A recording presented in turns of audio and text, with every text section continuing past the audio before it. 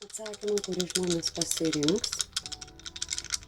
Ir jeigu pasirinkote skaičių 8, jums atsakymas į jūsų klausimą yra.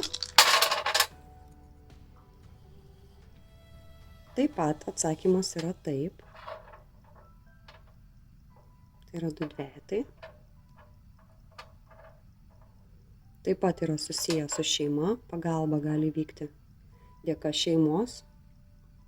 Susiję viskas yra su jausmais, emocijom ir jums reikia nepervargti nuo minčių, nes jau yra nuovargis, tai nepasiduokite, viskas yra įmanoma.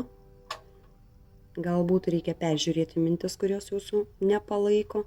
Na ir vėlgi sako, kad finansų jums šitam reikalui bus reikalinga. Ar tai kažkokios papildomos išlaidos, ar tai investuoti tam, kad uždirbti.